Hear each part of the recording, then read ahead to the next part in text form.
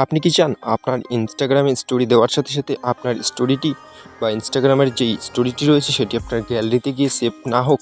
তবে আজকের এই ভিডিওটা আপনার জন্যে। আপনি খুব ইজিলি আমার ভিডিওটা যদি সম্পূর্ণটা দেখেন খুব ইজিলি কিন্তু শিখে যাবেন।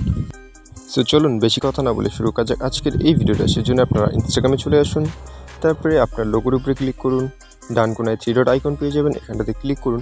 এখানটাতে ক্লিক করার পরে দেখতে পাচ্ছেন একটি কিন্তু আপনার অপশন পেয়ে যাবেন সেটিং অ্যান্ড প্রাইভেসি। সো এখানটাতে ক্লিক করুন, একদমই আপনার নিচের দিকে চলে আসুন, স্ক্রল করতে করতে নিচের দিকে চলে আসুন। নিচের দিকে এসে আপনি একটি অপশন দেখতে পাবেন।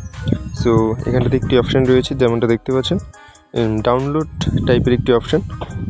সো এখানটাতে দেখতে পাচ্ছেন, এখানটাতে ক্লিক করার পরে সেভ ফটোস, তারপর নিচে দেখতে পাচ্ছেন save story two gallery. So এই অপশানটি আপনার অন থাকবে, এটিকে আপনি অফ করে নেবেন, তবে কিন্তু আপনার কাজটি হয়ে যাবে। সো এভাবে আপনি খুবই ইজিলি কিন্তু আপনার স্টোরিটি, যদি আপনি স্টোরি দিচ্ছেন আর সেই স্টোরিগুলো আপনার গ্যালারিতে যাচ্ছে, আপনার স্টোরেজ ফুল হয়ে যাচ্ছে, তবে আপনি এই সেটিংসটি করে নিতে পারেন।